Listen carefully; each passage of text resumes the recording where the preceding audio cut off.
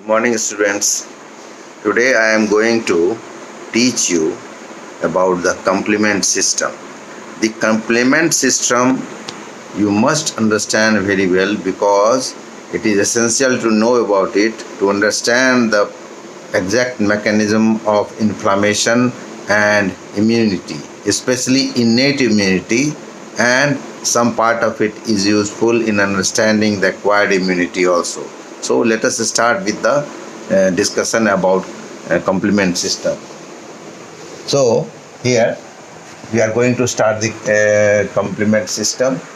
Now definition. What is the definition of complements? Are acute phase substance that complement mechanism of inflammation and immune response. That is number one. Then they are heat labile soluble serum globulins that denature spontaneously at room temperature and in 30 minutes at 56 degrees Celsius. Okay. The third point about it is they are inactive proenzymes that break down proteolytically into active enzymatic fragments. B means bound to the system, and biologically active broken away fragment. Away means A. So there are two fragments. Every proenzyme is broken down into two fragments. One is B, that is the bound, and another is the A, that is away from the system. So you will see later how they are working. Another point about it, complement system is, complement is they are more than 20 in number. Most important are 9, that is C1 to C9.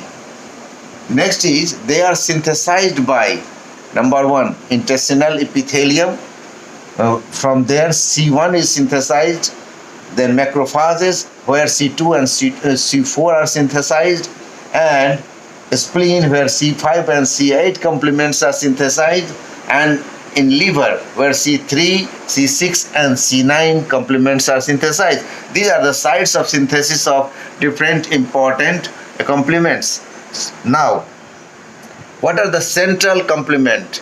The backbone where every pathway converges. The central complement is the C3 complement, which is enzymatically broken into active fragments C3, B and C3A. Now, we shall discuss different pathways of the complement system, and there are 3: classic pathway, lectin pathway and alternative pathway. First, we shall discuss the alternative pathway, the third one. You see here, the alternative pathway is the pathway which do not require antigen-antibody complex. That you must remember. It do not require these pathways do not require antigen-antibody complex. And how does the process start? The microbial membrane surface components, for example, the bacterial wall fragments, viral envelopes, endotoxins, LPS means lipopolysaccharides. These are the surfaces which starts the stimulation of C3 complement. You can see here by this arrow, by these stimulation, this C3 complement is converted. It is enzymatically broken down into C3A and C3B. Now, we shall proceed further. How it proceeds? The C3B is further attached to B factor. You can see here is the B factor. This is also a protein. It gets attached to C3B, that is active fragment of the C3, and together when they are bound together, the factor D acts upon the bound factor B, and proteolytically, this is the serine protease, so this proteolytically fragments this factor B into factor BA and factor BB. Now, the next component, next stage is the C3B, to which the factor BB is attached. Now, this combination is quite unstable. Its half-life is only for 90 seconds. So this unstable condition is stabilized by the addition of a molecule known as properdine. When properdine is attached to this complex, then this complex becomes stabilized, that is, it stabilizes 5 to 10 times more. Now the resulting complex C3B to which is attached BB and properdine, this is known as C3 convertase. That means this has got potentiality to convert more C3 into C3B, more C into C3B and C3A. Now by the repeated action of these one, there is increased number of C3B density at this complex. You can see here it is C3B attached to the BB attached to properdine, and in addition to that the another numbers of, you can see here C3B within comma, inverted comma n, that there may be so many numbers of the C3B, so additional C3B are added, so increasing density of C3B is there. Now this molecule, this bound molecules is known as C5 convertase. Now we shall see how this C5 convertase progresses further in while we shall discuss other two pathways. Now another thing about another mechanism of the alternative pathway is the aggregation of the IgA. IgA is also a type of immunoglobulin. When there is so many accumulation of IgA at any place, then also C3 becomes activated and by the alternative pathway, and all these happen. So what are the clinical conditions in which there is IgA deposition in the tissues and that leads to clinical condition? They are dermatitis herpetiformis, IgA nephropathy, and Henoch-Schönlein purpura. These are the conditions. You must remember these are associated with the IgA deposition in different tissues, the concerned tissues, and that leads to the activation of C3 by the alternative pathway, resulting into the inflammation and immune response. Now we shall switch over to the classical pathway. You can see here in the classical pathway essentially needs the combination of antigen and antibody. Whenever a bacterial antigen or any antigen enters into the body, the antibody combines. Here you can see IgM or IgG are two antibodies which are required in the initiation of the classical pathway. You can see here the diagram of the IgG molecule. It has got one heavy chain and another two light chains, and it has got the variable antigen binding site, and these are the fixed site, and the last portion is the Fc portion, which is the fixed portion, tail portion of the IgG antibody, which is important in this process of the classical pathway. As soon as the IgM or IgG molecule gets attached to the antigen present on a bacteria or a microbe, you can see here this is the antigen represented, these are representing antigen, this is the bacteria.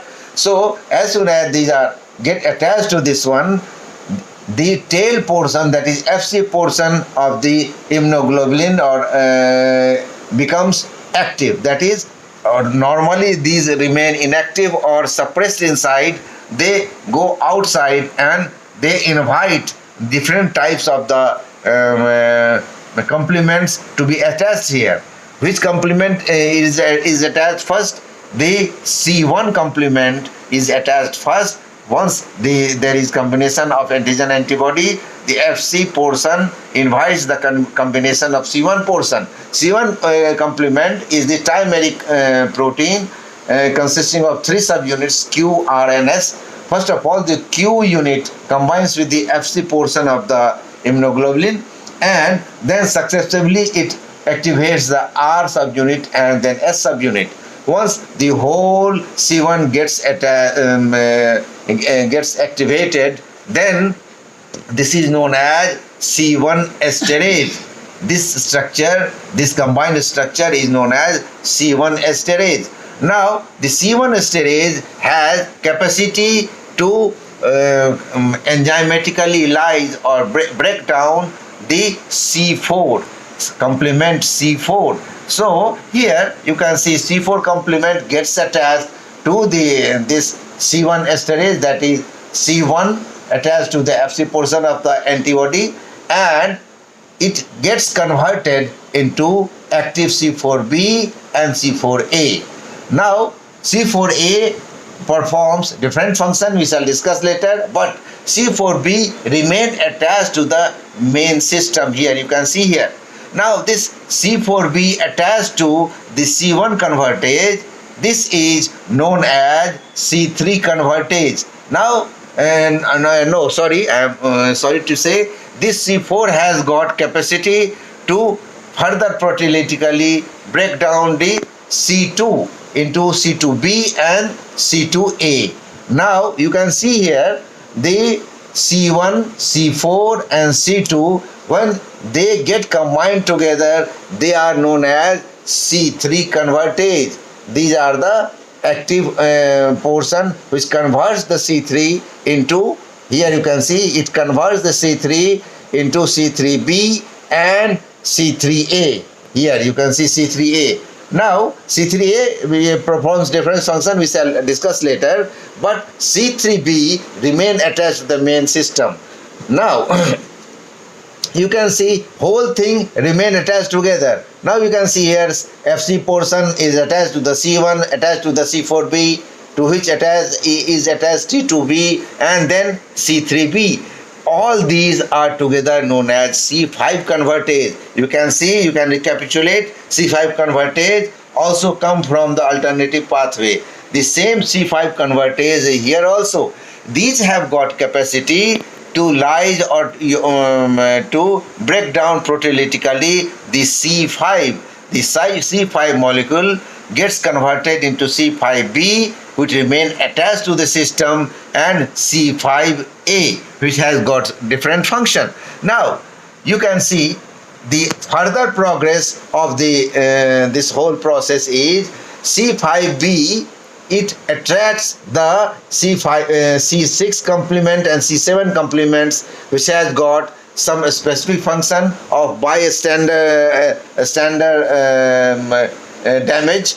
Whenever there is inflammation or immune response somewhere and some unknown cell is standing there, those cells are known as bystander. Those cells are damaged by C5, C6, C7. Now to this complex is added the C8 and C9.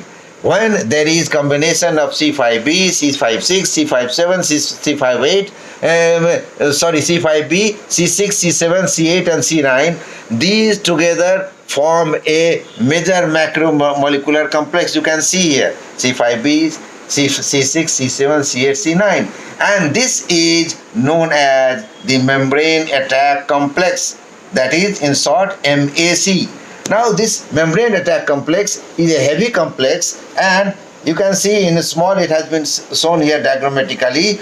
It falls upon the bacterial membrane and it non-enzymatically, mechanically produces 100 angstrom hole in the bacterial microbial cell wall. And once there is hole in the cell wall, there is osmotic disruption of the bacterial cell and there is lysis of the microbes or bacteria. You can see this is the main function of the classical pathway or alternative pathway or any pathway. The major function is the microbial lysis, and that is why the formation of MAC, that is membrane attack complex. Now you come here to the lectin pathway. In lectin pathway, what happens? As you have seen here, there is MAP1, MAP2 and MAP3 proteins which get attached to the mannin, stop it. The classical pathway. Now we shall discuss the lectin pathway. The lectin pathway consists of the plasma mannose binding lectins, which bind with the mannose present on the surface of the microbes. And these lectins consist of three units, that is mannose binding lectin associated serine proteases, that is MASP1, MASP2 and MASP3. These subunits are same as the three subunits of the complement 1, and once activated they activate the further other complements, as you have seen here in the classical pathway, in order to form the membrane attack complex. So other things are the same. So this is about the lectin pathway. Now we shall discuss the function of the other components. You have seen just here the function of these 5B and all those. Now we shall discuss about this. What is the function of C3B? C3B, you can see here, C3 is being converted into C3B and C3A. C3B gets attached, remain attached to the system, that is to the bacteria, and once it gets attached here, it acts as a opsonin. The process is known as opsonization. You can see here. Opsonization means it identifies the bacteria which is to be phagocytosed by the phagocyte. You can see here the phagocyte phagocytose engulfs the bacteria to which the opsonins like 3B are attached.